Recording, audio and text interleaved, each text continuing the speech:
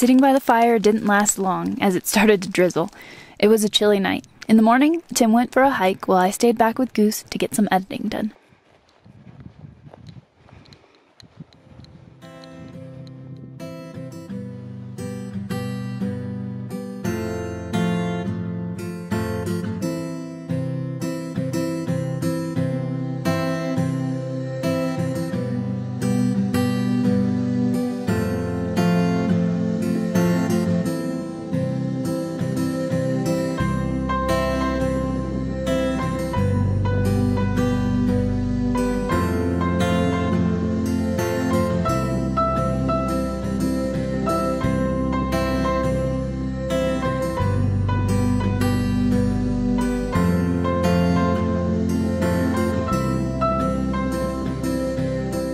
Ecuador is pretty amazing. Still a lot of population, but once you get in the mountains, it seems to sort of fade away. It's just nature. I zoomed in a second ago, but there's 2 deer up here on the ridge line. Don't know without zoom if you can pick them out or not. And then if I turn around, got some horses over here that we'll see how close I can walk past them without them spooking. So I'm going to kind of stay down this little valley over here. Pretty amazing.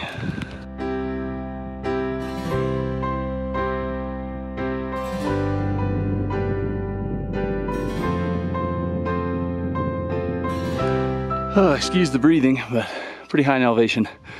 Truck is right down in that canyon, down to the right. I think I'm gonna hike over to this peak over here, see if I can look down on the truck. That's Cotopaxi, hidden in the clouds. And here's where I'm at.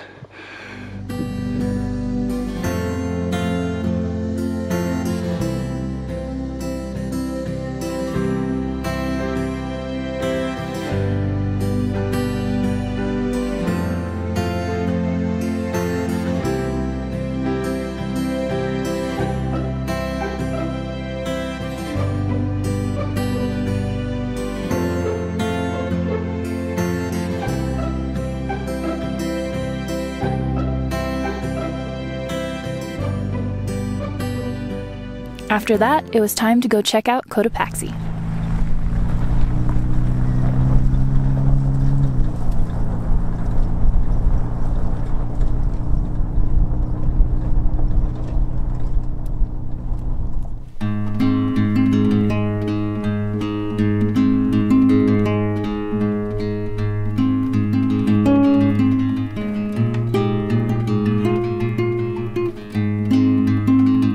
As we drove, we saw herds of horses, and we even ran into our friends we had chatted with the night before. They had been traveling on bikes in Colombia for almost a year and had recently made it into Ecuador.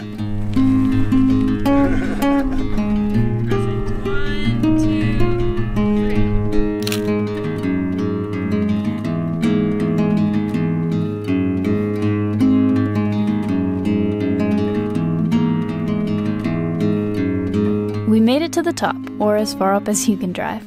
It was a clear day, and it was pretty breathtaking up there.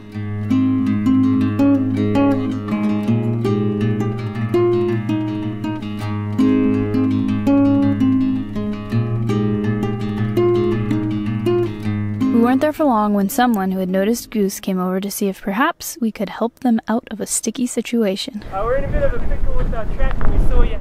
So we just kind of drove to as high as you can drive on the mountain. Yeah. I don't know, can you see Goose back there? There he is. Yep. But we're looking up at the refugio of Cotopaxi, and it's Saturday, so it is the busiest day. Yeah, unfortunately we didn't plan well, and we're here on a packed day. Yeah. But so we might walk at the refugio. It's pretty close, but you can also just see a mass of humanity. It'd be one thing if we were going to try and summit it with a guide. That would be rad. And then these guys over here in a little Mazda pickup truck, they're stuck. It's like flat ground. What's that? They're in the bus. Oh, in the bus? Oh, yeah. Okay. So, well, we might give them a tug. We'll see. And so I was like, do you know what you're getting into? He's like, well, the people are around. I was like, oh, a little truck right there. No. Yeah. No. Okay, so we're going to try and unstick a school bus with either max tracks or a tow strap. Should be fun. How it goes. Yeah. What could go wrong? We were able to get a strap attached underneath the bus. It looked like it just needed a little pull. Keep going. Keep going. A little bit more. All right, stop. Alright, so as soon as he goes, just have him drive as well. Ready? Alright, let's go!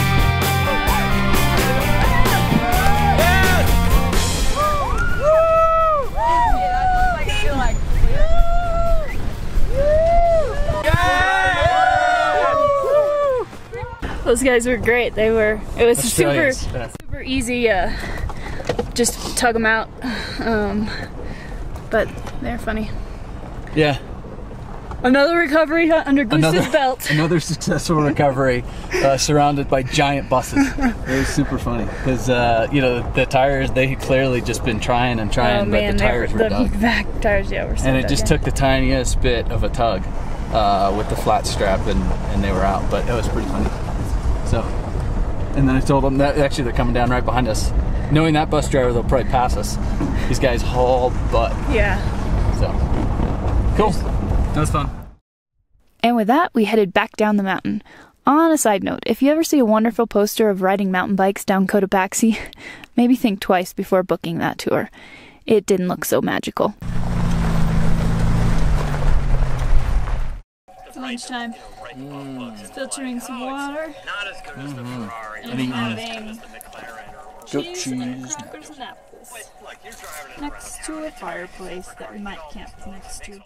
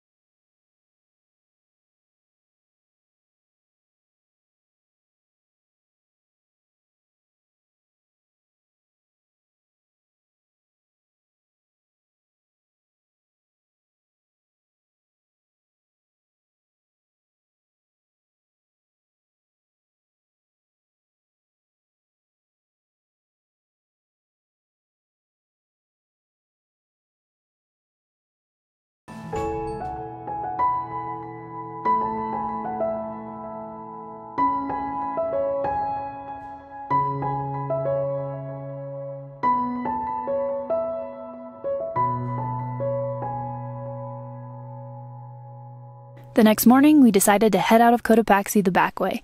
We had company coming into Quito soon, so we didn't want to get too far from the city. But we hadn't had our fill of dirt just yet, so we were off to see what we could find. Just stopped on our way driving to check out this little, I don't know, there's a couple waterfalls in either direction, so it's just a couple little hikes, but we just stopped to stretch our legs and it's really pretty, so.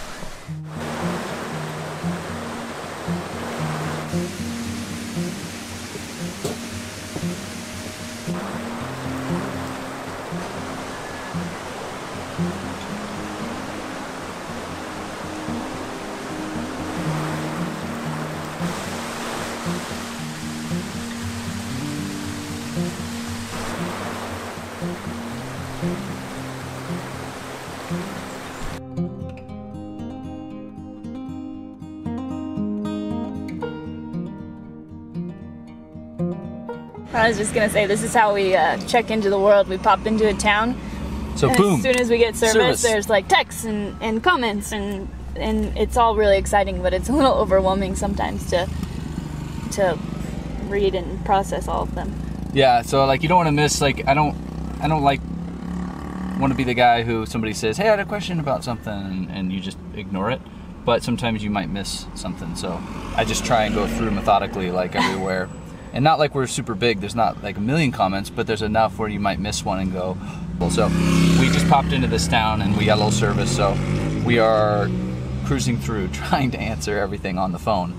And then we don't think we're gonna have Wi-Fi or internet over the next couple days. So if we do, I'll put it off and then we'll sit down with the laptop and try and like But on days like this where we've been remote with no service and then we're going to be remote again with no service, we're in this town for 20 minutes as we drive through. So and we know too, it's sort of like passing a gas station. You don't do it when you're in Baja or anywhere on this trip.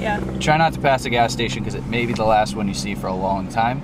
And in the same sense, don't pass up service because we're like, we're near Quito, Ecuador, we're near a big city. I bet you we'll have service. The moment we pull out of here, we probably will have it. But if I don't do this, guaranteed we'll lose it. And then there's no service, and family, friends are like, did you get my text 5 days ago? You're like, yeah, we spent 4 days without service.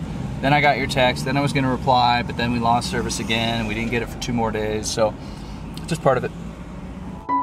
Thanks for watching. Join us again next time as we find the equator and some more amazing spots in Ecuador. Have you been to Australia before? No. No? You got kangaroos on your but Oh yeah, this is some guys actually from Australia that